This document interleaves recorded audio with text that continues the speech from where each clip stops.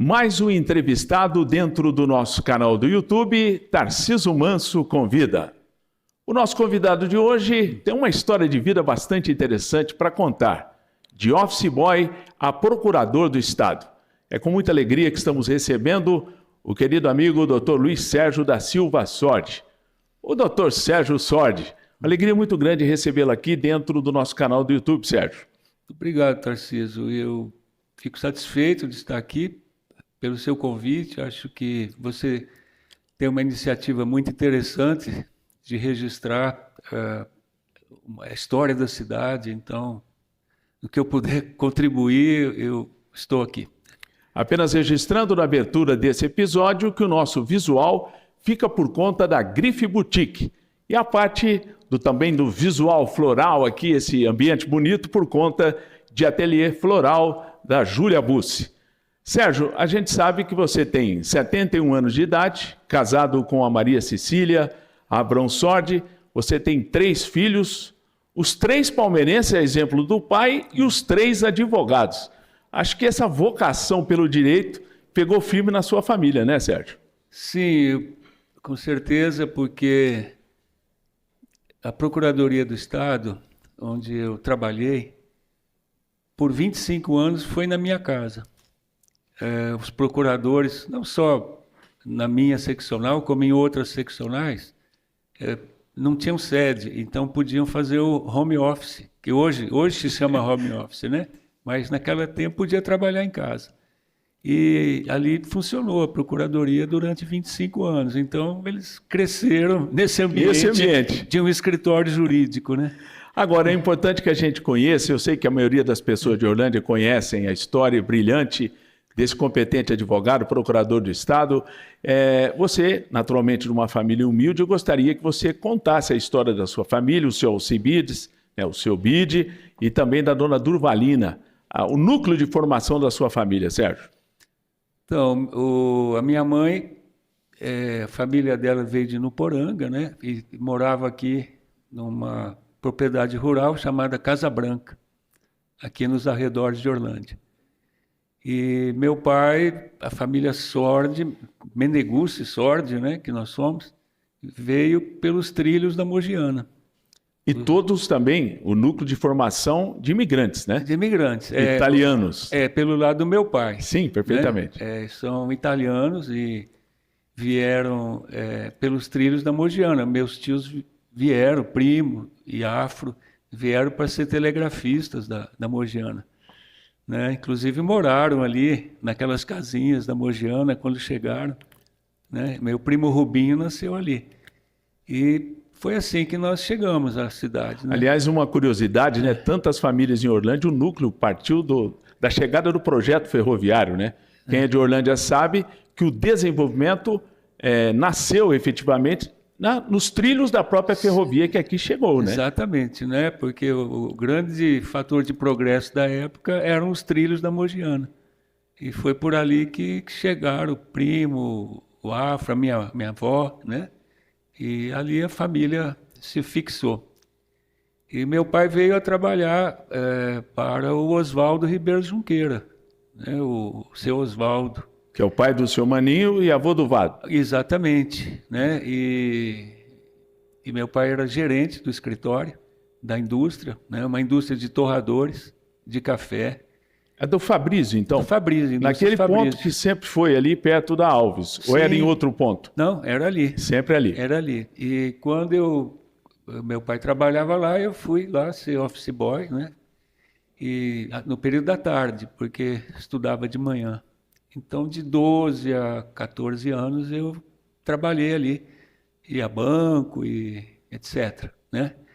E ali eram fabricados torradores, 3.000 unidades na época de torradores de café. Era o boom, né? Os torradores, o café, tinha uma relação direta com isso. E não se tinha ainda essa estrutura industrial, né? De torrefação. Você não tinha café em pó, não é? No mercado, você torrava o café em casa. E o torrador de bola, né? Que foi inventado aqui em Orlândia, inclusive. E vendia muito, tinha de 1 quilo, 2 quilos, 5 quilos. e vendia para o Brasil todo. Era Talvez tenha sido, indústria Fabrício, grande. o primeiro núcleo industrial que tivemos em Orlândia, se é que a gente pode chamar, porque na verdade era, pelo menos, um esboço de metalúrgica no sentido de fazer essa montagem. Sim, naquela época já havia, né, a Somalgo, já havia a Comov, já havia o Saci, que era uma algodoeira importante, já havia o brejeiro. Né? É o brejeiro que talvez, com certeza, seja o pioneiro, né? É, pode ser. Pode ser. Agora, me chama a atenção, me recordo muito da sua família, ali na Avenida 7, entre as ruas 1 e 3. Foi ali que o seu pai sempre teve residência? Ou, por exemplo, você, quando nasceu, onde é que era a residência? Ali. Eu nasci naquele ali, ponto ali também. naquela casa que hoje é o escritório. nosso escritório, né? Exatamente. Ali, acho que minha irmã nasceu ali também, né? E a cidade acabava ali. Sim. Né? Ali não tinha nada para baixo, era o fim da cidade. A cidade era bem pequena mesmo. Quantos irmãos você tem? Eu tenho a Ângela e o Mário, 2 irmãos, né? Então, 3 filhos no total do casal. Bide e Dona Durvalina. 3 filhos, isso. Agora, a sua trajetória estudantil foi muito brilhante, né? Eu tomei conhecimento aqui que você deu até aula particular. Você, na verdade, primeiro foi office boy, né? E a partir do momento que você começou a ser alfabetizado, quando é que você deu aula particular? E por que dava-se aula particular? Porque eu também fiz essa atividade. Sim. Eu entendo que seja um reforço, alguma coisa desse tipo. Sabe o que acontece? Eu sempre fui bem na escola, né? Já no primário, ia muito bem. E aí fui para o instituto, né? E naquela época, né? Mais à frente um pouco, isso depois dos 14 anos, né? Naquela época tinha segunda época e tinha reprovação. Então o que acontecia? Muitos alunos chegavam depois do 4º bimestre muito apurados para fazer o exame final, precisando de nota alta. É o famoso salve-se quem puder. Exatamente, era o desespero. E depois, quem não passasse, tinha a segunda época, tinha um exame, uma nova chance. Sim. E era aí que precisavam de aulas particulares, né? Engraçado que você tinha um parceiro também jovem como você, na época, Sim. e formado engenheiro na USP, a mesma escola que eu me formei também como engenheiro. O Homero, né? O Merão, exatamente. A gente tinha uma parceria, eu dava aula na casa dele, né? O Merão ia pelo lado da matemática, né? Você pelo lado das humanas. Como é que era? Merão, física, matemática, né? E eu, português, história, geografia, inglês, francês, o que aparecesse para dar aula. Isso é interessante. E, aliás, isso com certeza, né, um complemento de renda importante também, né, Sim, Sérgio? era importante. A gente dava muita aula. Tinha dia de começar cedo e acabar à noite, porque tinha muito aluno, né? Agora, é natural, se você tinha essa pegada, ser bom aluno, o que naturalmente acabou representando muito, porque você chegou até o cargo de procurador do Estado, num concurso bastante concorrido, você deve ter um mestre, né? Aquele cara inspirador, o professor da época. E aqueles que eram os bambambãs, Geraldo Rodrigues, Ciro Catapreta, algum desses aí que te inspirou? Olha, eu no primário tive uma professora excepcional, que foi a dona Maria Inês Morandini, né? Mulher do... Esposa do Dr. Arlindo Morandini, que foi prefeito municipal. Isso, achei ela uma professora espetacular. O doutor Arlindo chegou a ser delegado? O que ele era? Eu não me recordo. Nessa época, o Arlindo, eu não sei dizer o que ele era. Ele havia sido até prefeito de Orlândia. Sim. Né? E ele era, por carreira, delegado de polícia. Ah, delegado, perfeito. Delegado de polícia. Depois eles se mudaram para São João da Boa Vista, né? Mas é uma professora que eu preciso referendar por aí. Mas no instituto... Isso no primeiro ou no segundo ano do... Isso foi no Coronel Orlando. No Coronel, portanto, do primeiro ao 4º ano, que se estudava ali. Ela era professora do 4º ano. Do 4º ano. 4º ano. E já no instituto, né, eu me lembro assim com grande recordação, me lembro do Queiroz. Queiroz chegou a dar aula para você? O Queiroz foi um professor excepcional na época e inclusive em sessões assim chamava Convívio Estudantil de Letras e Oratórias, né, o CELO, né? E tinha shows, e o Queiroz era um animador muito bom. Se eu só fazer um intervalo, quando ele diz instituto, é a atual Escola Oswaldo Ribeiro Junqueira, né? Isso, até para a gente pontuar. Porque tinha um auditório com palco, né? E me lembro muito da dona Luzia Onofre também, acho uma professora fantástica. Mas, assim, como uma estrela assim, de uma rara grandeza, é o professor Geraldo Rodrigues, né?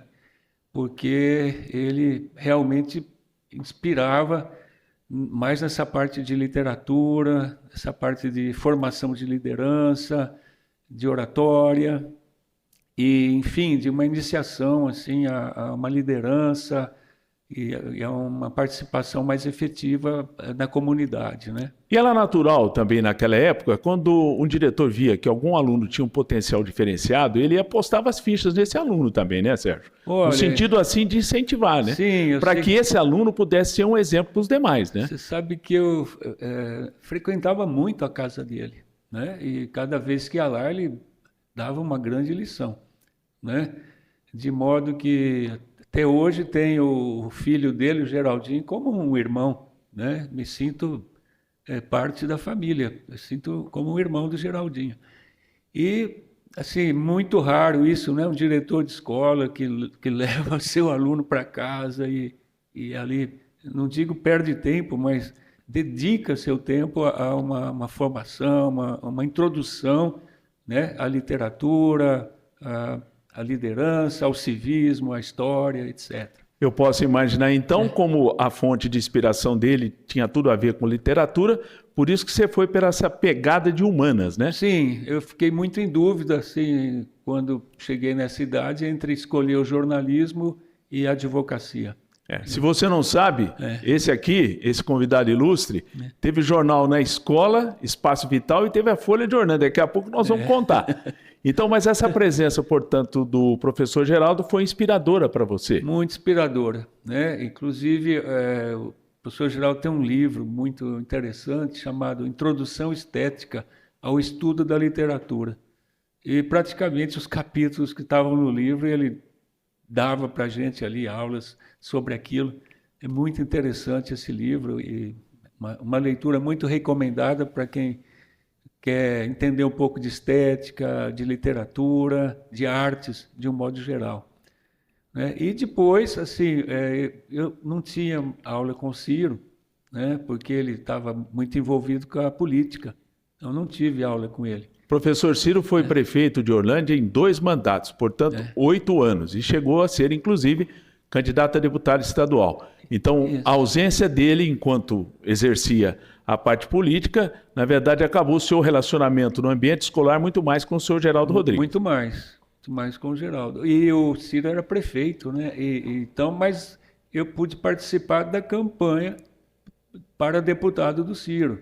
Tá, mas antes disso, eu sei que na escola vocês tinham, e você vai me contar, a história do jornal chamado Espaço Vital. Natural, eu tenho uma diferença de idade não tão grande em relação a você, e é um jornal que marcou a época, né? Eu não cheguei a participar efetivamente como você, que está na faixa dos 71 anos, mas a sua geração teve esse jornal como uma referência. Me conte como é que nasceu um jornal dentro da escola chamado Espaço Vital. Foi por inspiração do professor Geraldo, né? Ele percebeu em algumas redações minhas alguma coisa, algum viés ali, de uma tendência, né?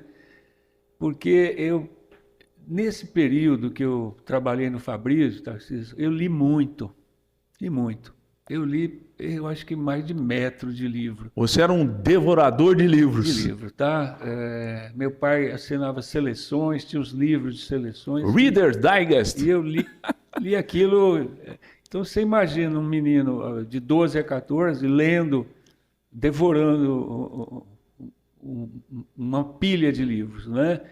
Então eu cheguei na escola redigindo bem, né? Com boas ideias e tudo, e acho que aquilo despertou no professor Geraldo alguma visão ali, e com o Homero, com o Geraldinho, com o Ivan Rigolin. O Ivan Rigolin, brilhante advogado, militante, hoje importante figura no direito administrativo, amigo nosso também, Sim, e é uma pessoa, ele participava também do jornal. Ele era um dos redatores do jornal, então a gente fazia mundo escrevia notícia ali, mas depois o seu Geraldo ajudava a dar a redação final. Me diga como é que foi, numa época que o regime militar estava presente, como é que foi administrar essa situação? Natural, o jornal era oficial porque era da escola, mas vocês tinham uma postura alinhada com o pensamento dos próprios professores. Assim era a postura de vocês? Quando foi a Revolução, veja bem, eu tinha 11 anos, né? Nascido em 53, essa Revolução, ou golpe hoje, né? Foi em 1964, né? E a gente, assim, não tinha muita noção, havia muita censura, né? Naquela época. E, assim, na verdade, nos primeiros anos havia um grande apoio da população. Era um movimento com grande apoio, porque havia uma noção de muita corrupção na política e de muito desvio, de uma política muito ruim, tipo assim, havia lemas, rouba mais faz, coisas malucas desse jeito. Perfeito. Então, havia na população um sentimento de desesperança. E havia também uma guerra fria, que hoje é um pouco difícil de compreender, mas a gente vivia o tempo da chamada Guerra Fria. Estados Unidos e a então União Soviética. União Soviética. Então, era uma guerra latente em todo o planeta, né? Bom, mas nos primeiros anos era um movimento de grande popularidade, né? Que depois, ali pelo 10º ano, etc., já foi se esvaecendo. Agora, eu lembro muito bem do jornal. O jornal tinha uma pegada humorística também, né? Coisa que hoje, se fizesse, seria configurado como bullying, né? Sim. É que nem você assistir os Trapalhões hoje, né? Se politicamente correto, você não pode hoje dizer coisas que no tempo o seu jornal colocava e que os Trapalhões falavam, né? Vital. Era meio chato. Hoje está meio chato essas coisas de vez em quando. Espaço vital, principalmente, né? Coisas que hoje se vê como impossíveis, né, de acontecer, mas na época era visto assim com certa naturalidade, não é? Sim, era o pensamento da época, né? A gente Perfeito. Brincava e todo mundo tinha apelido, todo mundo... Por falar nisso, brincava, você me permite, eu me recordo, tem um amigo nosso, Antônio Luiz Benini, o simpático Bolinha, né, da família Benini, e vocês chegaram a fazer charge ou algum tipo de... sim, a gente brincava com o Bolinha, com o Joãozinho Antunes, com o Merão, comigo mesmo, o Geraldinho, né? Era um brincadeira. E não havia estresse? Não havia, assim, não havia maldade, né? Era a intenção de brincar mesmo, né? Agora, Sérgio, você tem... Isso hoje, assim, difícil, não seria possível, mas tudo há uma evolução, né, nas coisas e eu acho que a evolução veio até para bem, mas eram brincadeiras da época, né? Agora, o Espaço Vital durou quanto tempo? Então, o Espaço Vital era um jornal impresso, né?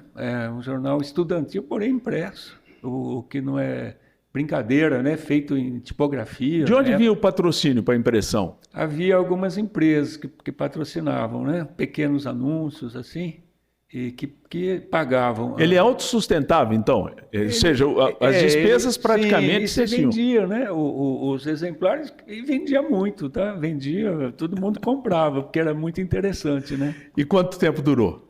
Olha, uns 2 anos. Uns 2 anos, mas marcou época. Marcou. E você tem esse acervo hoje? Tenho uma coleção encadernada. Alô, você aí da Secretaria da Cultura, pessoal, né? Tá aí um acervo importante, como tem também do Folha de Orlando, que nós vamos chegar daqui a pouco, que é outro jornal que o Sérgio comandou. Né? Então, nesse caso, uma grande experiência para você, natural, foi esse jornal. Espaço Vital. Você ficou no Instituto até que idade? Porque ensino médio na época tinha também aqui em Orlândia, né? Sim, eu fiz o colegial, né? E terminando o colegial, fiz a opção pela advocacia. Tá? Entre o feijão e o sonho, eu fiquei com o feijão naquele momento lá. O sonho seria o jornalismo. Seria o jornalismo, né? E aí fui para Ribeirão. Na UNAERP, que desde então já era uma escola, né? Muito conceituada. Foi o primeiro bloco da UNAERP, tá? A faculdade... Laudo de Camargo. Laudo de Camargo era no Mosteiro. Mosteiro, perfeito. O trote foi no Mosteiro. E eu fui para a UNAERP, o primeiro bloco, primeiro ano da UNAERP, onde ela é hoje. Estamos falando, você tinha 1970, você começou? Foi em 1971. 71, perfeito. 71. Né? Porque aquele ano o curso de Direito começava com 4 anos só de duração. O que hoje são 5. Hoje são 5. Então eu imagino que você tenha sido um dos formados bacharelados mais precoces, mais jovens. Porque me formei aos 21 anos. 21 anos de idade. 21 anos eu já era bacharel em Direito. Agora, eu sei também que você, nesse meio tempo, prestou concurso para a Caixa Econômica Federal, que era um concurso realmente muito concorrido. Sim. Conte para nós essa história, como é que foi?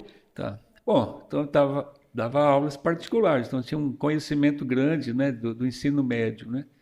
E aí eu fui para Ribeirão Preto, porque eu comecei a me preparar. Eu e o Ivan, nós fomos ao Rio de Janeiro, fomos ao Instituto Rio Branco, para ver como era o vestibular para a diplomacia. Vocês queriam ser diplomatas naquela época? Aí nós pensamos, fomos lá assuntar. E pegamos lá o material, e aí eu fui para Ribeirão Preto, porque muitos dos livros que eram exigidos naquele vestibular, eles eram, só se encontravam na biblioteca Altino Arantes, lá de Ribeirão Preto. Tá? Aí fui para Ribeirão Preto e também para estudar francês e inglês, porque as provas eram em francês e inglês no Instituto Rio Branco. Não era em português. Não tem como fazer o exercício da diplomacia se não falar outra língua, principalmente na época que prevalecia inglês e francês. Né? Aí comecei a estudar francês lá com a Maître Sampo, no Santa Úrsula, e inglês fiz todo o IASES de ponta a ponta. Mas assim, a vida era muito difícil, estava muito difícil, e apareceu esse concurso da Caixa Econômica Federal, né? Foi um boom, né? Foi 130 mil inscritos, porque o governo militar queria desenvolver um segundo banco. Havia o Banco do Brasil, que era o melhor emprego da época, e o governo criou a Caixa Econômica Federal, né? E nomearam até presidente da Caixa Econômica o Paulo Salim Maluf, né? E a Caixa resolveu colocar agência no Brasil todo e expandir. Iam contratar 1.200 pessoas. Bom, e eu fui fazer o exame e fui aprovado. Eu fui o 7º colocado aqui no estado de São Paulo. 7º colocado. Aí me chamaram lá em São Paulo e você pode escolher. Você quer ir para o Cofre, fica no Rio de Janeiro, quer ir para Brasília, quer ficar aqui em São Paulo? Aí eu perguntei, tem vaga? Numa cidade pacata, na minha cidade. E não é que tinha? Orlândia. E não é que tinha uma vaga de escriturário em Orlândia, né? E aí eu vim para Orlândia, né? Vim para Orlândia e a agência era enorme, tinha 3 funcionários. Era no mesmo local, na Praça Mário Furtado? Era na Rosinha Berti ali, sabe? Onde morou a Rosinha, do lado da livraria Elza. Ah, sim. Sim, era ali. Perto da Padaria Cristal? Ou eu falei errado? Ali exato, naquele lugar? Isso. Tá, perfeito. Do lado da frente ali quase, né? Em frente à estação comercial ali, né? E tinha 3 funcionários, o gerente, Saulo, o caixa, Nizar Jarreta, e a filha da Rosinha, né? A Eneida. Né? E eu cheguei como escriturário. Mas havia um boom da Caixa. A Caixa começou a emprestar dinheiro, sabe? E chegavam de ônibus as pessoas para fazer cadastro, obter empréstimos, e emprestava aquilo. A gente entrava às 7 horas da manhã, ia fazer a compensação na época no Banco do Brasil, e nunca batia o caixa, você tinha que ficar pegando a diferença do caixa, né? E só para posicionar, você então começou a cursar Direito. Então eu imagino que a sua vida na Caixa foi muito breve. Eu entrei em novembro na Caixa, né? Aí novembro, dezembro, em fevereiro começaram as aulas, eu comecei a perder aula, né? E aquilo era uma loucura, né? Embora o salário fosse uma maravilha. Aí, muito menino, né? 18 anos, né? Aí bati uma carta de demissão, pus na mesa do gerente. Qual foi a reação do teu pai e da tua mãe quando chegou em casa e soube que você havia abandonado? Foi uma certa incredulidade, né? Foi incrédulo, porque como é que você joga fora o melhor emprego da época, né? Aí, mas aceitaram, né? E aí aconteceu o seguinte, o Ciro estava entrando de prefeito, soube dessa história aí, e me ligou convidando para ser chefe de gabinete Com dele. 20 anos? 20, Sim, 21? sim. Antes de formar, inclusive. Podemos dizer que na história de Orlândia não teve um chefe de gabinete tão jovem. Olha, é possível, porque eu tinha 19 anos, né? E lá vai o Sérgio, chefe de gabinete do professor Ciro. É. E naquele tempo eu imagino um gabinete de um prefeito, né? Que era um verdadeiro salvador de milagres, ou fazia aquela coisa toda. Era muito centralizado. Para você ter uma ideia, quem ia pedir remédio levava a receita lá no gabinete. E eu autorizava dar o remédio para essa pessoa, para aquela pessoa. Então era muito, a prefeitura pequena, né, centralizada. Vocês atendiam no prédio natural, que é a prefeitura, na parte de baixo? Onde é que era o gabinete do prefeito, ou já era na parte de cima? Não, era embaixo. Era embaixo? Era embaixo, no fundo. Né? No fundo ali. O Ciro entrava por baixo ali, onde na época era o departamento de água. Então você foi chefe de gabinete. Então, a questão do horário para fazer a faculdade, o professor Ciro te liberava. Porque a faculdade era à noite, né? E eu saía 5h30, por aí, dá tempo de entrar no ônibus e ir para Ribeirão. Agora, uma coisa que é incrível, né? Com 20 anos, 19 para 20, ser chefe de gabinete, você ficou quanto tempo nesse? Eu fiquei de 73 a 76. Foi uma bela experiência, né, Sérgio? Muito boa experiência, até porque quando o Ciro ia para São Paulo, ficava lá 3, 4 dias, eu Você virava prefeito. Também, né? Que coisa. E como é que era a relação da população com o político naquela época, quando ia pedir alguma coisa? As carências, de uma certa forma, são equivalentes às que temos hoje, né? Num volume um pouco menor, porque tinha menos gente também. Sim, prefeitura, para quem está lá dentro, é sempre uma panela de pressão. Sabe? As pessoas passam lá no prédio, vê aquilo lá, não sabe o que é lá dentro, mas prefeitura é sempre, né, um ambiente efervescente, um ambiente de muita reivindicação, um ambiente, né, de muito pleito, de muita controvérsia.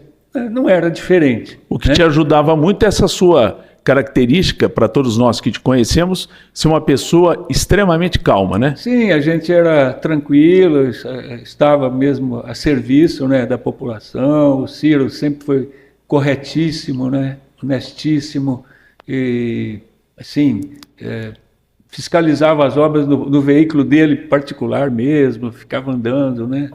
Só ia a São Paulo em estrita necessidade, enfim, era muito satisfatório, né, trabalhar com uma pessoa assim, né? E essa campanha de deputado aconteceu no seu trabalho de gabinete, porque eu sei que depois você ocupou o cargo de chefe do posto de relação do trabalho. Quando é que foi a eleição do professor Ciro para deputado estadual? Ao final do primeiro mandato. Né? O Ciro teve 2 mandatos. Ao final do primeiro, ele saiu com uma popularidade muito grande. Naquele tempo não podia reeleição, né? Não, acho que não. Não sei dizer. Porque houve até a transição, Vidigal, os outros todos. Com certeza ainda não era permitido isso. Era uma das coisas que a Revolução mudou, o Instituto da Reeleição. E, naturalmente, com a saída do professor, ele pôde ser candidato a deputado. Ele saiu de prefeito e veio a eleição para deputado. Ele estava com uma grande popularidade, né? E foi candidato e tinha um apoio muito grande aqui, que era do Maurício Leite de Moraes. Do senhor Maurício Leite de Moraes, pai do Flávio Leite de Moraes, de toda a família dos Leites Moraes aqui que nós conhecemos, ele acabou falecendo precocemente, né? Então, assim, havia necessidade de 14 mil votos naquela época para se eleger deputado estadual. E o Ciro tinha uma excelente perspectiva aqui na região, né, com o apoio do Maurício em São Paulo, né, com o apoio de alguns amigos em São Paulo, mas aí aconteceu o inesperado. Há 3 meses da eleição, o Maurício faleceu. E aí o apoio deve ter migrado para outro. O pessoal aqui de cima, né, São Joaquim, Guará, Ituverava, né, migra todo o apoio que era do Maurício, migra para o Elvio Nunes da Silva, de Ituverava, e o Elvio se elege, e o Ciro fica aí com 12 mil votos, faltando um pouquinho para ser deputado. Vocês vejam aí um registro da história. O professor Ciro, 2 vezes prefeito, só não foi deputado por esse fato lamentável, é claro, o falecimento do então deputado Maurício Leite Moraes. O senhor Maurício, portanto, faleceu no exercício de... Não, o Maurício já não era. Já não era, mas era uma liderança. Mas era uma liderança política inegável em toda a região. Então, com esse buraco formado, aí sim você assumiu a chefia do posto de relação do trabalho. Depois eu fui à prefeitura. Quando já estava como chefe de gabinete do Ciro, o então secretário da época, Murilo Macedo, resolveu implantar postos de atendimento da Secretaria do Trabalho, e aí o Ciro me indicou para a chefia de um desses postos, né, o posto de atendimento de Orlândia, onde eu fui chefe por algum tempo até ingressar no concurso da Procuradoria. Você ficou lá por quanto tempo? Foi de 76 até ingressar na Procuradoria em meados de 79. Aí nós chegamos no ápice da carreira profissional do doutor Sérgio Sordi. Procurador do Estado. O que faz um procurador do Estado para que, naturalmente eu sei, porque eu sou da área de direito, mas para quem não é, me explique qual é a função do procurador do Estado. É um advogado do Estado, né? A quem gostaria até que se chamasse Advocacia do Estado. É o advogado que atua em defesa do Estado, nas áreas civil, tributária e etc. Sempre que o Estado precisa de um advogado, e também tem algumas procuradorias especializadas de procedimentos disciplinares, de assessoria, né? Então, é um escritório enorme, a Procuradoria do Estado, em torno de 1.300, 1.400 advogados. É um grande escritório de advocacia que presta serviços ao governo do Estado de São Paulo. Natural. Se é concorrido hoje, eu posso imaginar que no passado o concurso era extremamente concorrido, né? Foi muito concorrido. Eu acho que o meu concurso foi o mais concorrido, porque...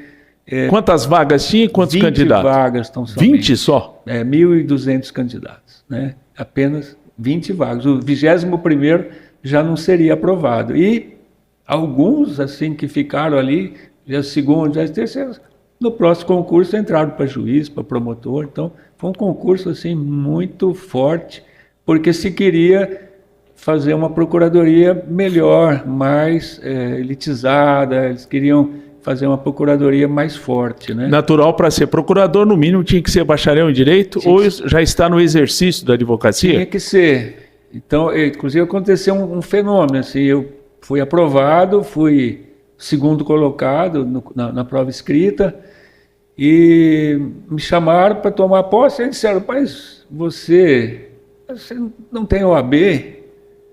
Né? E realmente eu tinha me formado em 74, né? E tinha ido fazer a prefeitura, não tinha feito a OAB, mas tinha que fazer o exame da ordem, não daria tempo de fazer o exame da ordem para tomar posse. E aí ficou aquele impasse, falou, mas você tem que ser advogado para tomar posse, e você não tem OAB. Mas na banca do concurso tinha um representante da OAB. Olha, procura o doutor Cantídio Filardi, que ele foi o representante da OAB nesse concurso aí. Aí fui a São Paulo, fui 11 vezes a São Paulo nesse concurso aí. Uma dessas foi falar com esse advogado. Aí contei para ele, ele falou, mas olha, se você passou no concurso da Procuradoria do Estado, você passaria, claro, no concurso, no exame da OAB, né? E aí convocaram uma assembleia extraordinária da OAB e na véspera da posse a OAB considerou a prova do concurso da Procuradoria, considerou equivalente ao exame da OAB. Guardadas as proporções, o que acontece muitas vezes de algum jovem que presta o vestibular não tenha concluído o curso, mas se ele teve pegada para passar no vestibular, natural que isso seja. E apenas para quem não atua na área, no caso do advogado, ele não se forma advogado, ele se forma bacharel. Depois ele tem que ser submetido ao exame específico para que receba a carteira da Ordem dos Advogados do Brasil. No estatuto está escrito isso e, portanto, o doutor Sérgio conseguiu driblar essa situação. Foi uma situação inusitada, né? que foi decidida assim. Deve ter criado até jurisprudência, né? Você deve ter resolvido o problema dos outros que vieram depois. Caso. Agora, antes de falar da Procuradoria, há uma atividade que eu julgo importante, porque trata-se de um veículo, a Folha de Orlândia, um jornal, né, natural, jornal impresso, que hoje tem jornal eletrônico, mas naquele tempo era o tipinho que ia montado. Você dirigiu os trabalhos da Folha até, naturalmente, assumir o cargo, né? Como é que foi a importância e qual foi a importância da Folha de Orlândia dentro da história da própria cidade, Sérgio? Tá. Assim, quando eu entrei na prefeitura, em 73, a gente sentia falta de um órgão, né, que divulgasse as coisas da prefeitura. Então, ele nasceu um pouco assim para divulgação do que se fazia da prefeitura. Então, ele começou quase que, digamos, entre aspas, um diário oficial da prefeitura, né?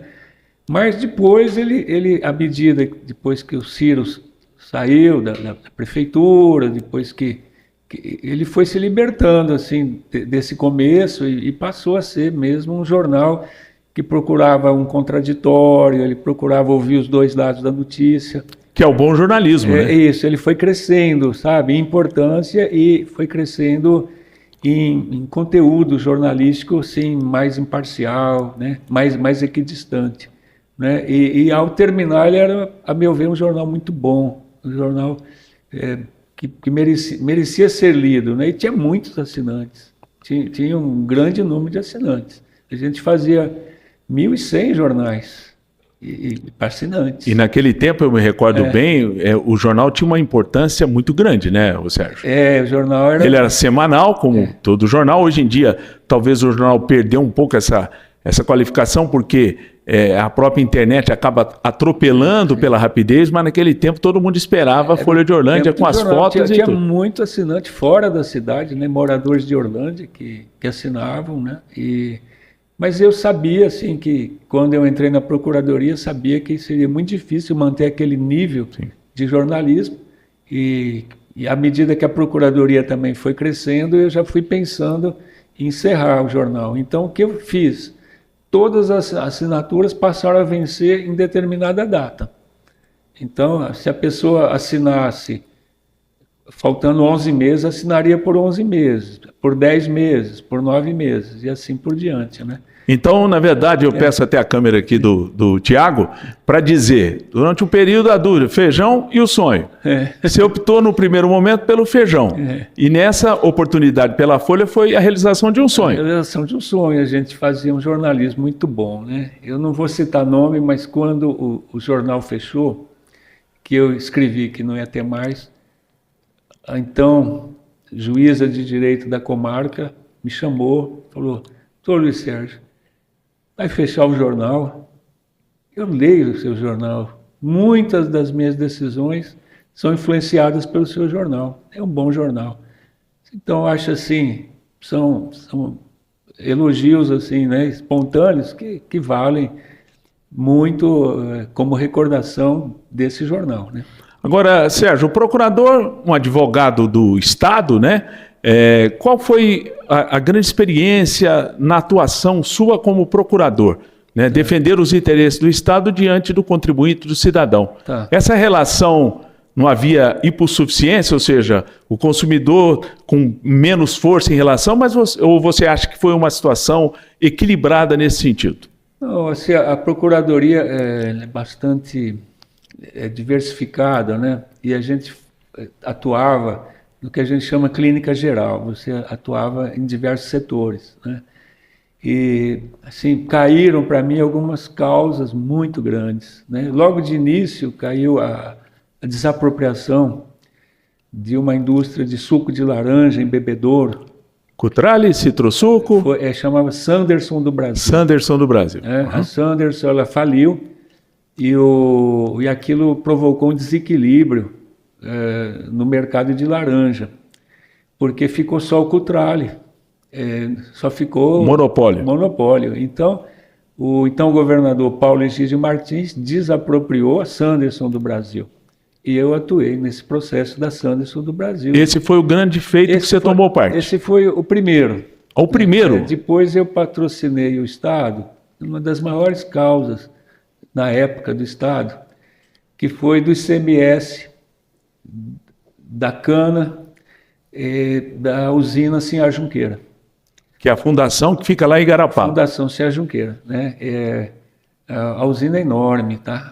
Essa fundação tem 7.000 alqueires e tem uma usina plantando cana. E havia uma questão muito grande de ICMS. Ou seja, a usina não recolhia o ICMS?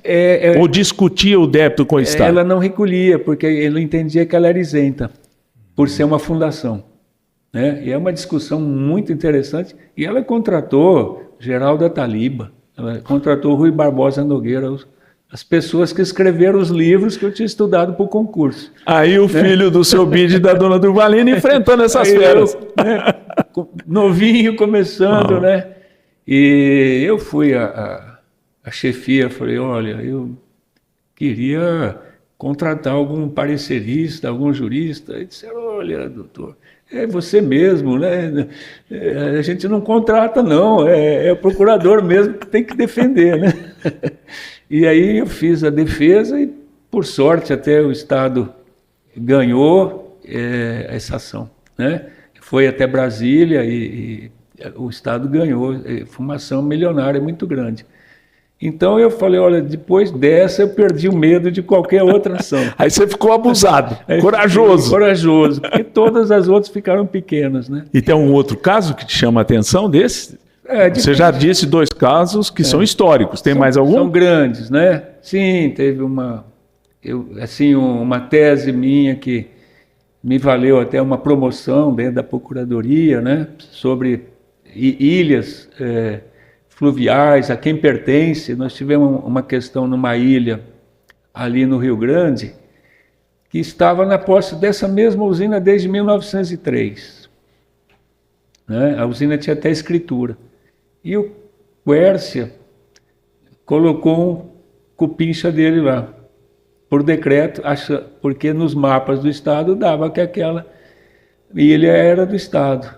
Né? E aí eu fiz um estudo de ilha fluvial, a quem pertenceria, passa a linha média, se é de Minas, se é de São Paulo, e aquela ilha tinha uma parte maior pelo Estado de São Paulo, era de São Paulo. Fui até as ordenações manuelinas e chegamos à conclusão de que a ilha era do Estado de São Paulo mesmo, e a usina acabou perdendo a ilha, né, para o governo. Para o governo do Estado, patrimônio do Estado. Agora, Sérgio, essa experiência, quanto tempo mesmo na Procuradoria? Eu fiquei 33 anos na Procuradoria. Aí chegou o momento de se aposentar. Isso. Aí você tem 2 caminhos, né? Sim. Voltava para o sonho, que seria outra coisa, ou continuaria no feijão, trabalhando. E aí você fez alguma quarentena natural para não patrocinar a causa contra o Estado. Sim. E aí botou em campo Murilo, Cícero e Vitor. Isso. Aí 3 filhos palmeirenses advogados. Conte a história dos 3 meninos aí. Tá. Bom, o Murilo já estava formado, né, querendo montar escritório. E assim, o que acontece na advocacia é que o tempo de advocacia é muito importante. Né? O tirocínio forense, a tarimba, ela vem com o tempo. O aluno pode ser muito brilhante, ele pode ler toda a doutrina, estudar muito a jurisprudência, mas o traquejo, né, aquilo vem quase que lembrando os rábulas, né, de antigamente, que não tinham faculdade, mas tinha uma experiência enorme. Então, essa experiência eu achei que não poderia ser jogada fora, que poderia ajudar bastante. Né? E gosto, né? A verdade também que eu gosto, né? É uma coisa que modéstia à parte, eu domino e gosto. Então, começamos com o Murilo, e o Cícero foi fazer a São Francisco. O que é a Faculdade de Direito da USP em São Paulo. Da São Paulo, o Vitor foi fazer a PUC e deu certo de voltar e a gente ter hoje um escritório assim bem interessante, que cada qual tem a sua característica e se complementa. E vários segmentos. Parece que um dos filhos é trabalhista, o outro... Todo mundo atua numa faixa. Sim. É claro, como regra geral, cirurgião geral, né? Advogado que sim, conhece tudo, mas algum também tem essa pauta. E o projeto parece que foi tão bom que vocês têm 2 unidades. O escritório aqui em Ribeirão também, como é que funciona? Eu fui, assim... enquanto chefe de gabinete do Ciro, no período da tarde, né, por 2 anos eu fui estagiário do MP. Do Ministério Público? Do Ministério Público. Aqui em Orlândia? Aqui em Orlândia, a convite do então promotor Francisco de Assis de Araújo Barreto Campelo. Ah, o doutor Campelo. Doutor Campelo. Então, eu era estagiário dele. E, assim, se contar, né, esse tempo todo, aí eu tenho 51 anos no fórum. Né? Conhece um pouco. É um tempo razoável, né? Na procuradoria, Tarcísio, era obrigatório você fazer relatório diário e fazer um mapa ao final do mês, quantas peças grandes você fez, quantas cotas. Você gastava mais tempo para fazer o relatório que muitas vezes para escrever as peças. Mas eu estou brincando, mas era feito. A gente fazia diariamente, né? E depois de muitos anos, depois de décadas, a Procuradoria aboliu isso, mas eu continuei fazendo, porque era um registro do que era feito. Perfeito. Né? Então eu tive o relatório diário do primeiro dia que eu entrei ao último dia. Tá?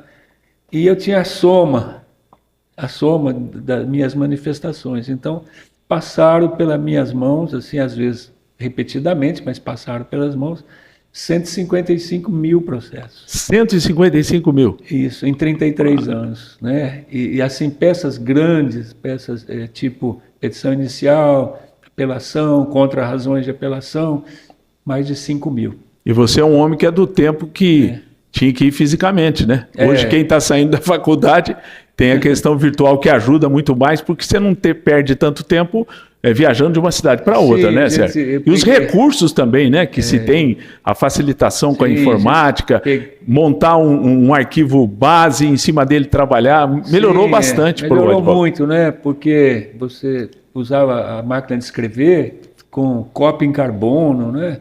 Aí você fazia 4 vias, se você errasse tinha que apagar. Rasgava tudo. Ou rasgava ou apagava, ficava uma coisa terrível, né? Depois passamos para a máquina de escrever elétrica, né? Depois para o computador, 286, toda a geração, 386, 486, Pentium 1, Pentium 3, Pentium 5, etc. e tal, até chegar os dias atuais, né?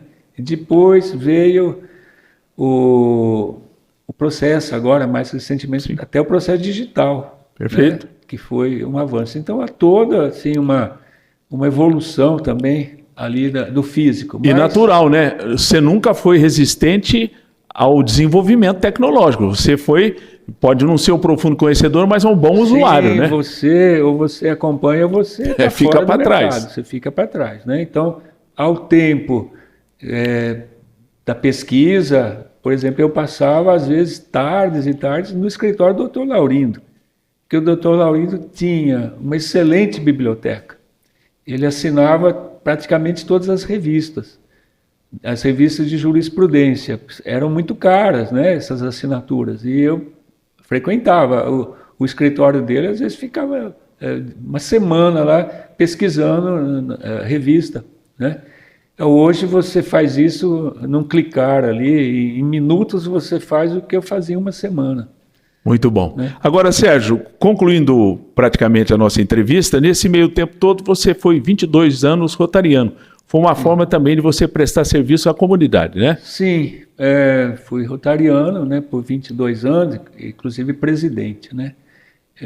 Quando eu fui presidente, a minha mulher, Maria Cecília, foi presidente da creche. Naquele tempo eu era... Da creche da Avenida 8, Getúlio Lima. Avenida 8, era conjugado, né? Sim. O presidente do Rotary tinha como esposa a presidente da Casa da Criança. E isso é gratificante, com certeza, para você. Sim, com certeza. A gente se recorda com muito carinho, né? A gente pegou a creche, né? Eu entrei em substituição ao Vincenzo. Vincenzo Spedicato. O Vincenzo tinha sido presidente do ano anterior, aí fui eu, e assim, nós pegamos com 100 crianças naquela época, e a gente devolveu com 110. Mas o detalhe seguinte, eu devolvi com fundos suficientes para a creche funcionar mais um ano. Muito bom. Então tinha dinheiro em caixa para mais um funcionamento por mais um ano inteiro, né? Agora, pessoal, para que a gente possa finalizar, nós temos uma outra história para contar. O doutor Sérgio, homem sério, gosta de dançar. Ele e a esposa Cecília, nos momentos de lazer, são dançarinos. Isso é um lazer para você? Eu sei que você gosta de jogar futebol, ou jogava. Joga ainda ou não? Não, já foi. Já foi. Então, quando não podia jogar mais futebol, partiu para dança, Sérgio? Tarcísio, assim, a minha grande paixão, meu grande hobby foi o futebol, né? De menino, de rapaz, mesmo depois de casado, né? Aí já era o futsal. Sempre adorei futebol, era o que sempre me empolgou. Mas depois de certa idade, né? Eu rompi o ligamento cruzado. Aí você fica receoso e aí chegou aos 45, aí não deu mais, né? E aí a gente... Murilo queria o baile, e ele era de menor, aí falei para a Cília, olha, Murilo quer o baile, a gente tem que acompanhar, tem que ver o que está acontecendo. Eu vou a Ribeirão Preto aprender lá uns passos lá para poder... Começou com o bolero? Qual que você começou? Para a gente não ir ao baile e ficar sentado várias horas lá, né? Aí ela falou, mas você vai o quê? Sozinho? Não, sozinho você não vai, eu também vou, né? E lá foi o casal para Ribeirão. E aí começou assim, tá? Eu andando lá na rua de Ribeirão, vi um cartaz lá de aula de dança de salão, aí fui, mas assim, quem joga futebol nunca vai dançar bem, você tenha essa certeza, porque no meu caso é remar contra a maré, sabe? Eu sou muito desajeitado. Mas eu já vi alguma informação que você transita bem um tango milonga, né? Milongueiro, alguma coisa. Tá. Não é aquele tradicional, que é aquela coisa muito... Qual a diferença do tango? Isso, o casal, você e a sua esposa? Bom, a gente acabou dançando aí bolero e os demais ritmos aqui que se dançam nos bailes do Brasil, perfeito, né? A gente vai aí no baile da velha guarda em Ribeirão, né? Que, assim... É um baile recomendado só para maiores de 50 anos. 60 anos. 60 anos. Mas é muito interessante, né? Com orquestra, música ao vivo, é muito frequentado esse baile lá. Mas, assim, o que me toca, o que me gosta é o tango, né? O tango, ele é um patrimônio da humanidade, né? E não tem com o tango o que tem no futebol com a Argentina. A rivalidade, não existe no tango aquela rivalidade que vem do futebol, até da política, tá? No tango eles adoram a música brasileira e a gente gosta muito do tango deles, né? E o tango tem vários tipos, né? O mais conhecido é esse tango de show, tango de palco, tango cenário, né? Que o turista, quando vai a Buenos Aires, tem que assistir, é muito lindo, né? Senhor Tango... E outras, várias casas lá, imperdíveis, tem que ir. Eu fui em janeiro, fui em 4. 4 shows? 4 shows, porque são espetaculares, né? Isso é para profissional, isso é para o Faustão, né?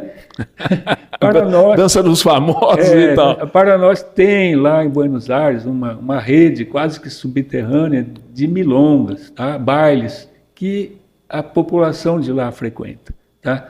É o tango social-cultural, que é um tango abraçado, é um tango caminhado, é um tango que você... Não tão contorcionista como e não tão dramático como é o outro. Não tem gancho, não tem pernada, não tem jogar a mulher para cima nem para baixo. É um tango que você curte a música, o abraço. Sem dúvida. Curte a sua companhia. E esse tango está crescendo muito, né? E Buenos Aires tem de 20 a 35 bailes desses por dia. Então, e muito interessante, nesses bailes, ao contrário do Brasil, tem mais homem que mulher. Mais homem que mulher? Mais homem que mulher. Sobra homem, não sobra mulher. Então, é muito concorrido lá. Mas, assim, se você pergunta para o taxista, onde é que tem tango aqui? Ele vai te levar no Senhor Tango, né? No Tango Madeiro e outros lá. Mas de lá chama tango milongueiro. Milongueiro, tá? E está crescendo muito. São Paulo hoje já tem também um baile todo dia de milonga, que se chama, né? Perfeito. E é isso que a gente gosta, tá? Até para que o tempo flua com mais leveza, né? Mais tranquilo. É assim, uma higiene mental, né? Você cresce muito em termos assim de emoção, de estética. O tango é passional, né? Então faz bem para o corpo, faz bem para a alma. Com certeza. É um belíssimo hobby, tá? Pessoal, vocês viram, né? Papo 10. A história desse homem que a gente respeita. É um cidadão realmente que marcou época em Orlândia. E eu gostaria que você, na sua mensagem de participação final, falando agora de volta para o direito, o que você projeta para os seus filhos na carreira de advogado? E também para o direito, pensando no futuro. Tá. Então, Tarcísio, sim, eu tinha um projeto de me aposentar aos 70, né? Mas resolvi estender por mais alguns anos, né? Porque ainda acredito até no auge, né? Da minha advocacia, né? E acho que os 3 filhos eles vão muito bem, né? Eles assim praticam, vivem do direito, né? E acho que vão ser muito capazes de, quando daqui a alguns anos eu parar, eles vão dar conta do recado, né? E temos assim parcerias muito fortes, né? Cito aqui como parceiro o Dr. César Coscrato, que foi juiz de direito, é um grande parceiro nosso, ele e a filha Letícia, né? Uhum. Temos como parceria também o Dr. Luciano Jamel, que é excelente advogado, e em Ribeirão Preto a gente tem também algumas parcerias interessantes, até com o escritório do Dr. Brasil. Então, assim, é um escritório que vem crescendo, né? É um número pequeno de advogados, mas muito exitoso, né? A gente tem como forte um bom diagnóstico, um bom prognóstico para cada processo. Dificilmente a gente se engana na perspectiva do processo. E, sim, vem aí agora a inteligência artificial, né? É mais um bonde que está passando, que a gente tem que subir nele, não há como não acompanhar também, né? Mas assim, é sempre esse ideal de justiça, né? Esse ideal de igualdade, esse ideal de dar a cada um o que é seu, né? Uhum. Isso aí assim, é um bem permanente, é algo imanente à sociedade, né? Muito bem. Tá, e portanto, pessoal, com muita alegria, trouxemos mais um episódio do nosso canal do YouTube, Tarcísio Manso Convida. Com certeza você gostou, porque foi um papo diferente da história de um homem bastante bem sucedido, com certeza.